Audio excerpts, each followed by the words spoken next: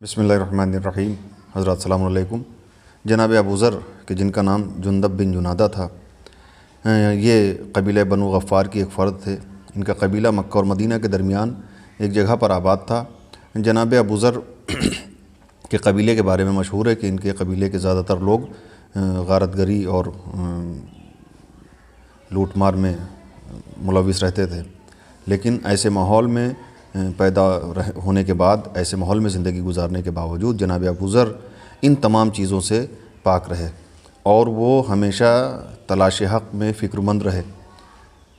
اسی کوشش میں رہتے تھے کہ کسی صورت سے راہ حق مل جائے، کیونکہ وہ اس دور جاہلیت میں کہ جو رسومات ہوتے تھے اور جو طریقے رائج تھے ان سب سے وہ بیزار رہتے تھے۔ اسی فکر میں تھے کہ کس طرح سے حق کو تلاش کیا جائے۔ انہوں نے سنا کہ ایک شخص نے مکے میں پیغمبری کا دعویٰ کیا ہے۔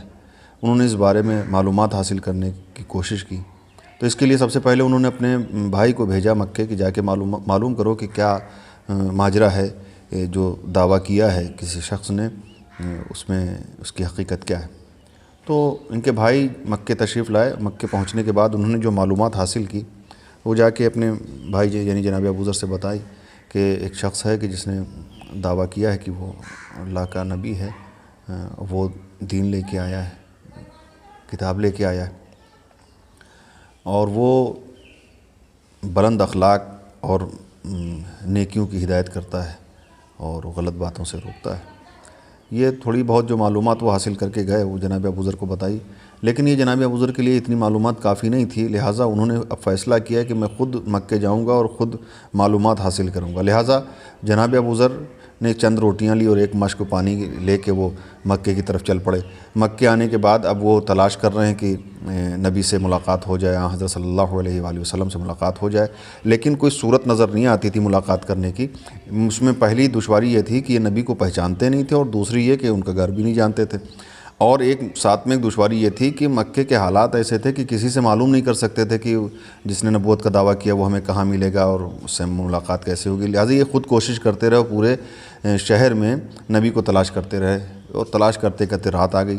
جب رات آ گئی تو اب کہاں رکیں، کیا کریں، لہٰذا یہ کعبے میں چلے گئے اور سوچا کہ یہیں رات گزار لیں۔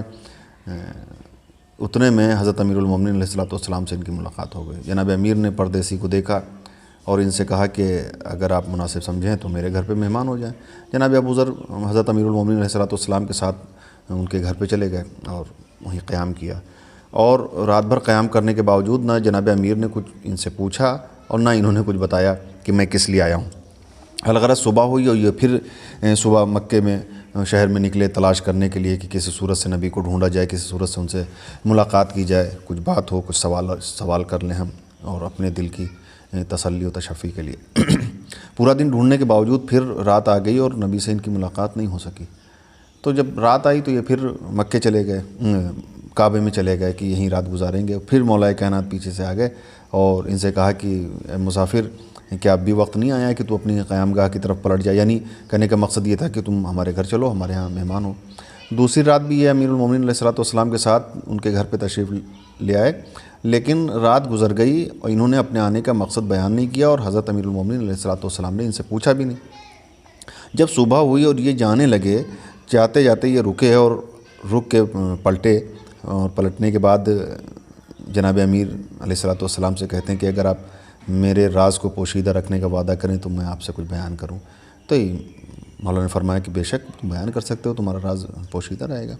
تو انہوں نے آنے کی وجہ بتائی، مقصد بتایا کہ میں مکے کیوں آیا تھا۔ تو مولا مسکرائے، انہوں نے کہا کہ میں تمہیں اللہ کے نبی تک پہنچا دوں گا۔ الغرض وہ ایک طویل روایت ہے کہ کس طرح سے حضرت علی علیہ السلام لے کے چلے ہیں اور ان کو نبی تک پہنچایا ہے۔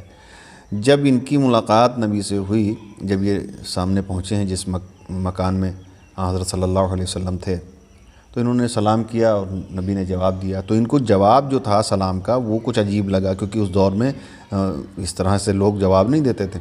تو انہوں نے سلام کے جواب کو سن کے سرکار سے فرمایا کہ جو شعر ابھی آپ نے پڑھا تھا وہ آپ پھر سے پڑھیے۔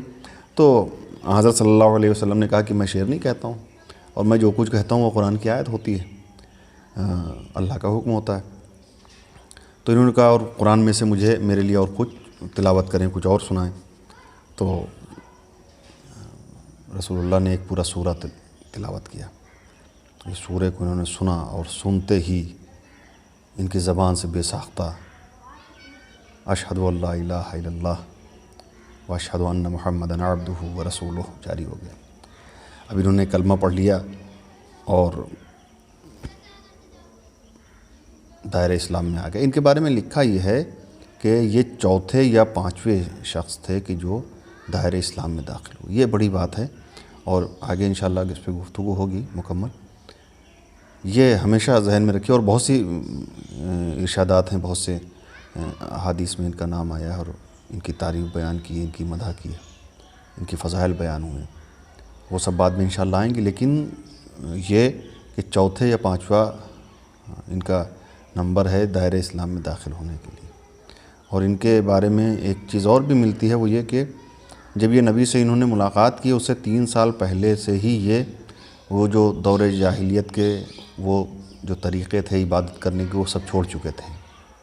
یہ بڑی بات ہے، یہ ان کے مزاج کو اور ان کی جو جذبہ تھا تلاش حق میں، یہ اس کو ظاہر کرتا ہے۔